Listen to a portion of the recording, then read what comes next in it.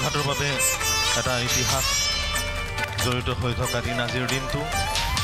এইদৰে পথৰুঘাটৰ শ্বহীদসকলে বহু পলমকৈ হ'লেও বিশ্ব দৰবাৰত স্বীকৃতি লাভ কৰিব। আমাৰ কাৰণে এটা শুভ দিন।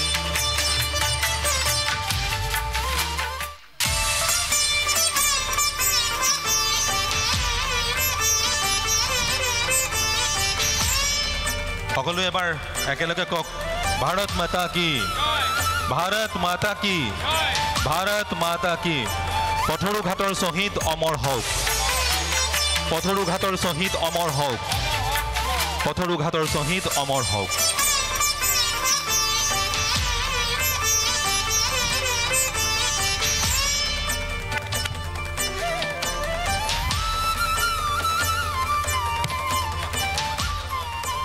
আমি শ্ৰদ্ধাৰে সকলোকে আসন গ্ৰহণ কৰিবলৈ অনুৰোধ জনাইছোঁ আৰু আমাৰ পশ্চিম ফালে থকা দৰ্শকসকলে মঞ্চৰ সন্মুখত আসন গ্ৰহণ কৰিলে ভাল। থিয় হৈ থকা দৰ্শকসকলক আমি শ্ৰদ্ধাৰে আসন গ্ৰহণ কৰিবলৈ অনুৰোধ জনাইছোঁ।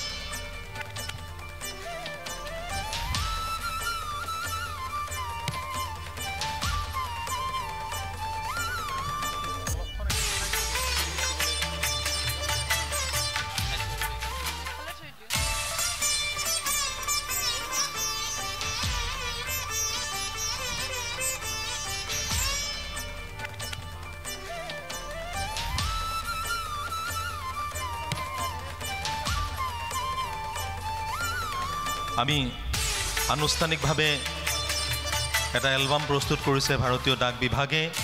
আমি ডাক বিভাগৰ সন্মানীয় কৰ্মকৰ্তাসকলক অভ্যাগতসকলৰ হাতত এই এলবামটো তুলি দিবলৈ অনুৰোধ জনাইছোঁ।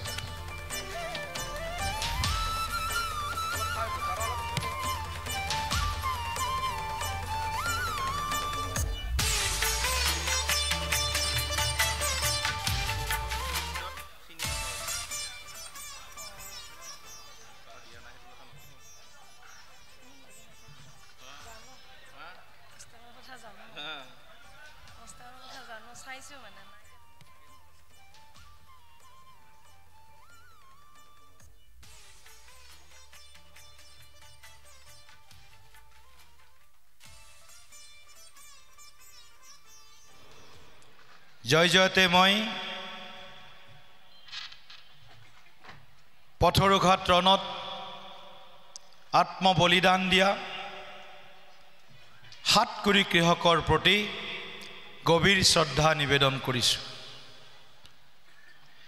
লগতে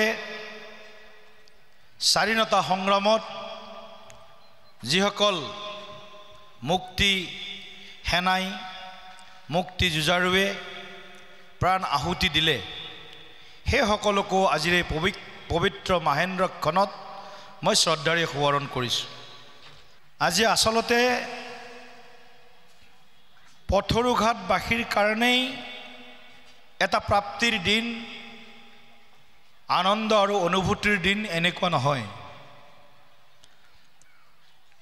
ৰাষ্ট্ৰবাদী চেতনাৰ য'ত বীজ অংকুৰণ হৈছিল,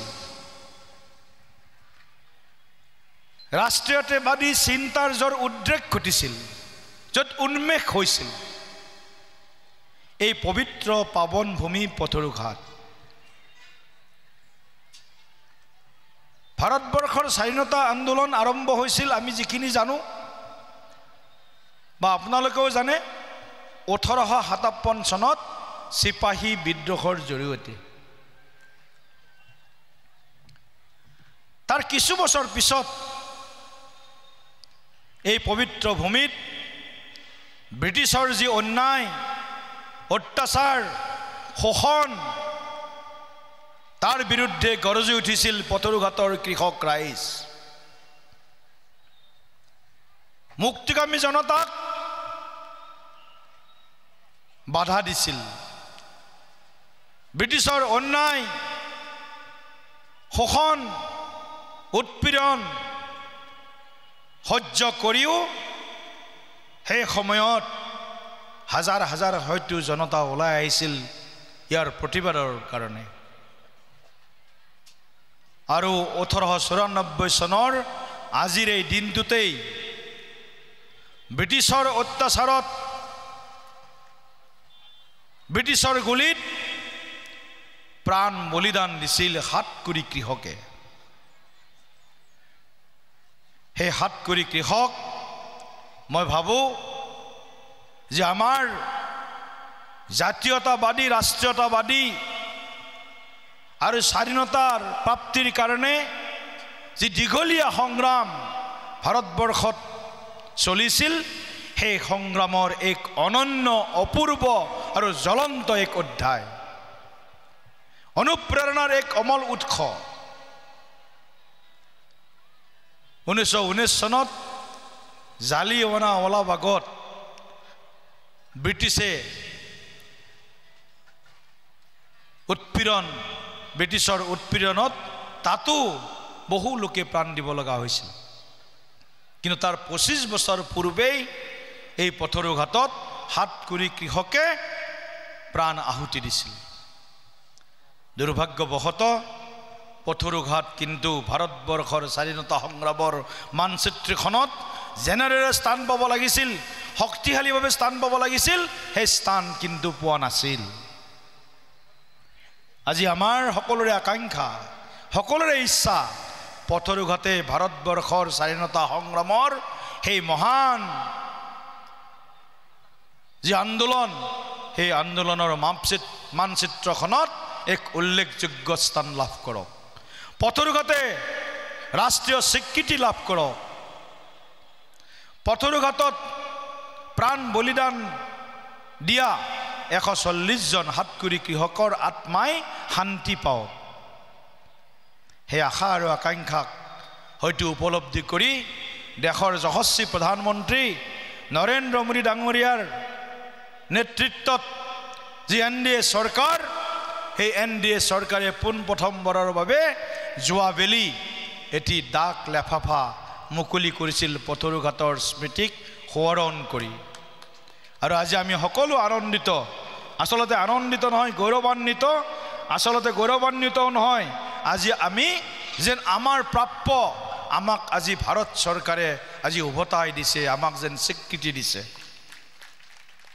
সেইকাৰণে মই আজি ভাৰতবৰ্ষৰ প্ৰধানমন্ত্ৰী নৰেন্দ্ৰ মোদী ডাঙৰীয়া আৰু আমাক সকলো দিশত এই ক্ষেত্ৰত সহায় কৰা অসমৰ জনপ্ৰিয় মুখ্যমন্ত্ৰী ডক্টৰ হিমন্ত বিশ্ব শৰ্মা ডাঙৰীয়াক মই এই পবিত্ৰ মঞ্চৰ পৰা আজি বিশেষভাৱে ধন্যবাদ আৰু কৃতজ্ঞতা জ্ঞাপন কৰিছোঁ। মই ডাক বিভাগক মই আজি নাম ল'ম Subrata Das, chief postmaster general. যোৱা বছৰ তেখেতৰ লগত কথা পাতি এই লেফাফাটো আমি প্ৰকাশ কৰি উলিয়াইছিলোঁ, ডাক লেফাফা।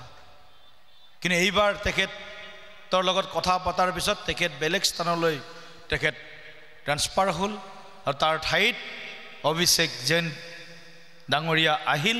আৰু অভিষেক জৈন ডাঙৰীয়া অহাৰ পিছত তেখেতৰ লগত কথা বতৰা পাতি বিগত সময়ত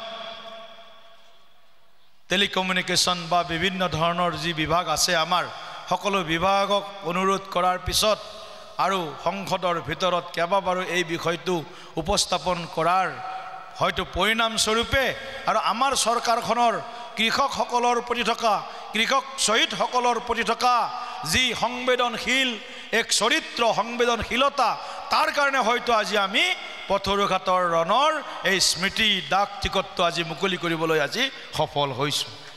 এই পথৰুঘাটক অনাগত দিনত আৰু আমি এক শক্তিস্থললৈ ৰূপান্তৰ কৰিব লাগিব। ইতিমধ্যে মই সংসদত এখন প্ৰাইভেট মেম্বাৰ্ছ বিল ইতিমধ্যে মই উপস্থাপন কৰিছোঁ আৰু সেই বিলখন এতিয়াও লাইভ হৈ আছে। আৰু মই ভাবোঁ ভাৰত চৰকাৰে অনাগত দিনত পথৰুঘাটক ৰাষ্ট্ৰীয় স্মাৰক হিচাপে যি স্বীকৃতি পাব লাগে, সেই স্বীকৃতি দিয়াত তেওঁলোকৰ ফালৰ পৰাও চেষ্টা কৰিব। কিন্তু আমাক অকণমান আৰু তথ্য লগাৰ প্ৰয়োজন আছে, তথ্যৰ প্ৰয়োজন আছে। সেই তথ্যখিনি আমাক লাগিব আৰু সেই তথ্যখিনি সম্পূৰ্ণ হ'লে, ডকুমেণ্টেশ্যনটো সম্পূৰ্ণ হ'লে আমাৰ প্ৰাপ্তিৰ, আমাৰ যি দাবী, আমাৰ যি আকাংক্ষা, সেই আকাংক্ষাখিনি নিশ্চিতভাৱে অনাগত কম সময়ৰ ভিতৰত আমি বিচৰাখিনি আমি পাবলৈ সক্ষম হ'ম। এই শুভক্ষণত মই আৰু বেছি দীঘলীয়া বক্তব্য নাৰাখোঁ। পথৰুঘাটৰ যি সোণহেৰীয়া ইতিহাস, ৰাষ্ট্ৰীয় চিন্তাচাৰেৰে উদ্বুদ্ধ সেই সময়ৰ যি আমাৰ কৃষক, আমাৰ যি সমাজ আছিল, বা অন্যান্য আমাৰ যি সমাজ আছিল সেই সকলো সমাজ একেলগে আগবাঢ়ি আহি যি ধৰণে ব্ৰিটিছৰ শোষণ ৰাজৰ বিৰুদ্ধে ব্ৰিটিছৰ অন্যায় অবিচাৰৰ বিৰুদ্ধে যুদ্ধ দিছিল সেই সকল মহান প্ৰাতস্মৰণীয় বীৰ শ্বহীদলৈ মই আকৌ এবাৰ মোৰ অন্তৰৰ নিবৃত কোণৰ পৰা গভীৰ শ্ৰদ্ধা নিবেদন কৰি পৰিয়ালৰ সকলো উত্তৰাধিকাৰী সদস্যলৈ মোৰ ফালৰ পৰা আন্তৰিকতাৰে সেৱা জনাই মই আজি মোৰ বক্তব্য ইয়াতে সামৰণি কৰিছোঁ। ধন্যবাদ। জয় হিন্দ।